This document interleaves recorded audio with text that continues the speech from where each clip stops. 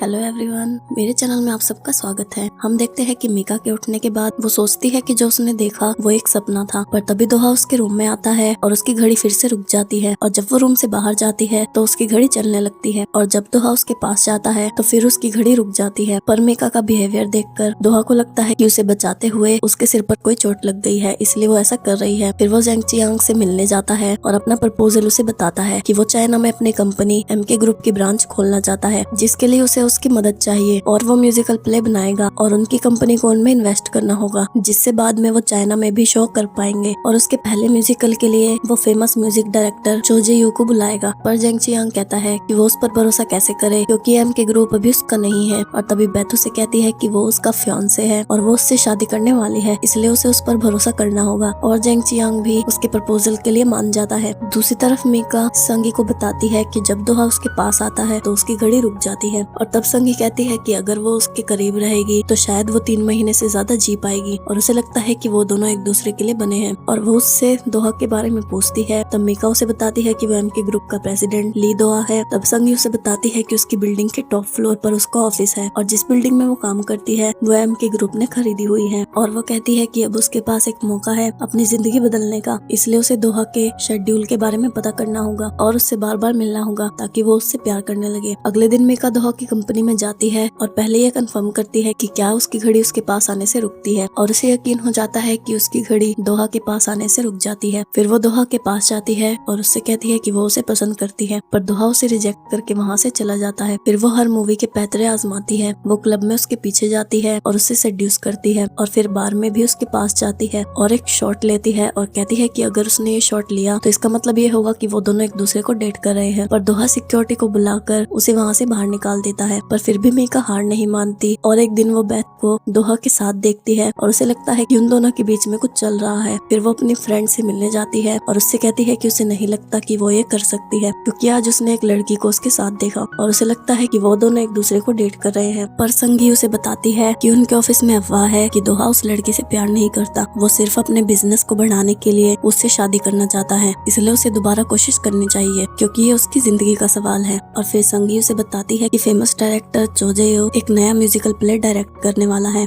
और जल्दी ही उसके ऑडिशन होने शुरू हो जाएंगे, और उसे जेयू का असिस्टेंट डायरेक्टर बनने का मौका मिला है, और इसलिए अगर वो उस ऑडिशन में पास हो गई तो उसे अपना सपना पूरा करने का मौका भी मिल जाएगा और वो दोहा के करीब भी रह सकती है, जिससे वो एक तीर से 2 निशाने लगा सकती है। फिर दोहा जेयू से मिलने जाता है और तब हम देखते हैं कि वो वही स्पेशल जज था जिसने मीका को रिजेक्ट किया था। तब दोहा उसे अपने प्रपोजल के बारे में बताता है कि वो एक बड़ा शो करना चाहता है जिसे लेकर वो चाइना तक जा सके, और उसके लिए वो उसे उसका प्रोड्यूसर बनाने का मौका देना चाहता है। पर जेयू उसके सामने एक शर्त रखता है कि वो उसके साथ तभी काम करेगा जब वो खुद उसे उस शो के हर एक रोल को चुनने दे, और वो खुद लोगों के ऑडिशन लेगा और खुद ही डिसाइड करेगा कि उसे कौन सा रोल किसको देना है, और वो अपना स्टाफ भी खुद ही चुनना चाहता है। पर दोहा उससे कहता है कि पहले वो उसके थिएटर में ऑडिशन लेना शुरू कर दे, बाकी की शर्तें वो बाद में देखेंगे, क्योंकि दोहा उसकी शर्त नहीं मानना चाहता था। वो खुद उस म्यूजिकल की कास्ट और स्टाफ को चुनना चाहता था, पर जेयू तभी उसके साथ काम करेगा जब वो उसे उसके तरीके से काम करने दे, और इसलिए दोहा अपने असिस्टेंट से कहता है कि वो किसी और म्यूजिक डायरेक्टर से बात करे। तभी वो मीका के बारे में सोचता है और उसे मीका दिखाई देने लगती है, और उसे ऐसा लगता है कि शायद वो बीमार है, और वो डॉक्टर के पास जाता है। डॉक्टर उसका चेकअप करता है पर उसकी रिपोर्ट बिल्कुल नॉर्मल थी। तब वो डॉक्टर को मीका के बारे में बताता है, और जैसे जैसे वो उसके बारे में बात करता है वैसे ही उसकी दिल की धड़कन बढ़ती है, और डॉक्टर उससे कहता है कि जब वो मीका के साथ होता है तब उसे खुद का बर्ताव देखना चाहिए, और शायद ये उसकी एंग्जाइटी या डर हो सकता है, और अगर नहीं तो उसे खुद ये पता करना होगा कि ये फीलिंग क्या है। फिर मीका भी अपने ऑडिशन की तैयारी शुरू कर देती है, और क्योंकि संगी जेयू की असिस्टेंट डायरेक्टर थी इसलिए जेयू उसे ऑडिशन की डेट बता देता है, और फिर वो मीका को बता देती है। और जिस दिन ऑडिशन था उस दिन जेयू ने दोहा को ऑडिशन देखने के लिए इनवाइट नहीं किया था,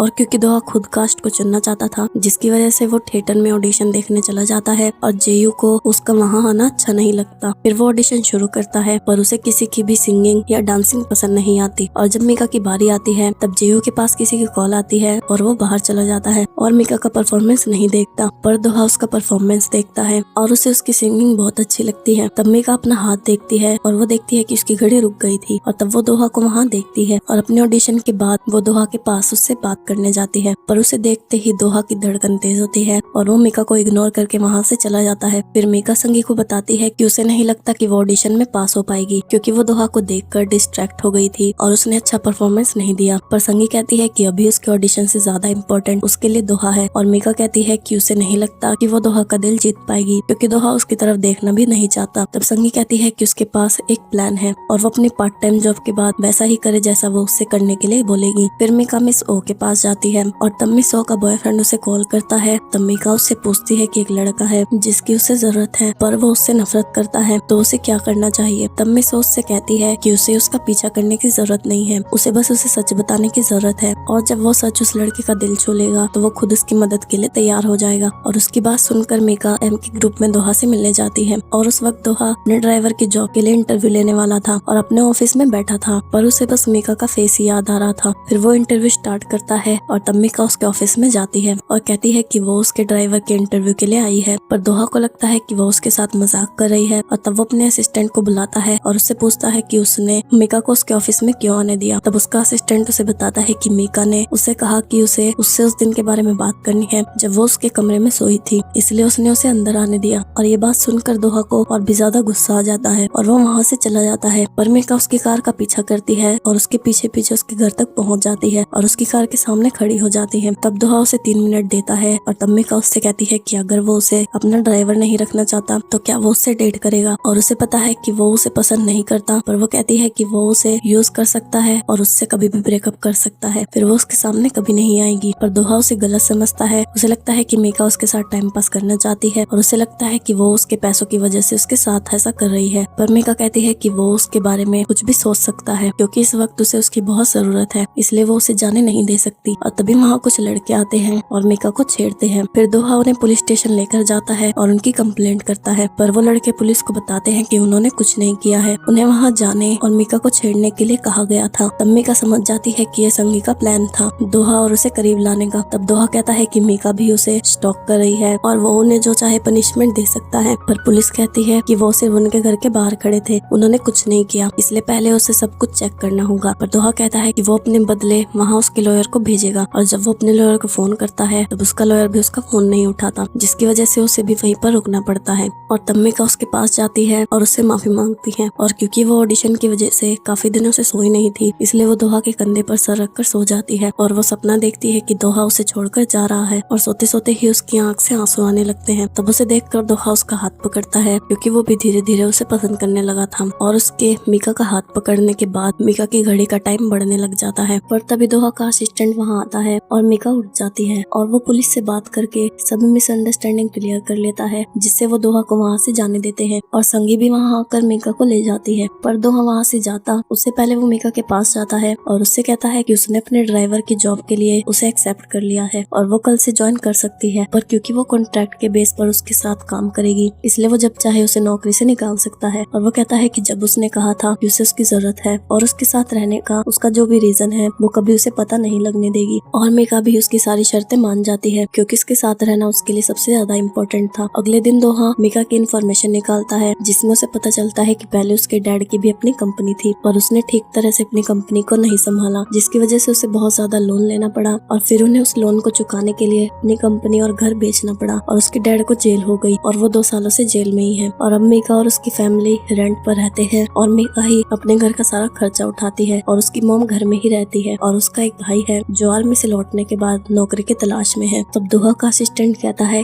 कि जिस तरह से वो उसके साथ रहने के लिए उससे झूठ बोल रही थी उससे उसे उस पर शक हो रहा है और वो नहीं चाहता कि वो उसे जॉब पर रखे। और दोहा उससे कहता है कि वो उसे कॉन्ट्रैक्ट के बेस पर रखेगा और वो उसका कॉन्ट्रैक्ट तैयार करे। फिर मीका उसे पिक करने उसके घर आती है और जब उसकी घड़ी रुक जाती है तो उसे पता चल जाता है कि दोहा घर से बाहर आ गया है और क्योंकि वो दोहा के साथ थी और उसकी घड़ी भी रुक गई थी इसलिए वो बहुत खुश थी, जिसकी वजह से दोहा उसे देखता ही रह जाता है। और फिर ऑफिस जाने के बाद बैथ उसे कॉल करती है क्योंकि उसकी जैंग चियांग से डील करवाने के लिए उसने बैथ को एक गिफ्ट दिया था और वो बैथ से कहता है कि क्या वो उससे शादी के लिए हाँ कर सकती है। पर बैथ उसे फिर से रिजेक्ट कर देती है और उसके फोन रखने के बाद दोहा को मीका का खुशी से भरा चेहरा याद आता है और वो बहुत कंफ्यूज हो जाता है कि उसे बार बार मीका क्यों दिख रही है। फिर दोहा का असिस्टेंट मीका से कॉन्ट्रैक्ट साइन करवाता है और फिर वो दोनों दोहा के साथ एक मीटिंग पर जाते हैं जो कि लंच मीटिंग थी और वहाँ दोहा को पता चलता है कि जैंग चियांग ने उसका प्रपोजल देख लिया है और वो कॉन्ट्रैक्ट साइन करने के लिए भी तैयार है। पर उसकी एक शर्त है कि अगली बार मीटिंग में उसके साथ बैथ भी वहाँ मीटिंग अटेंड करे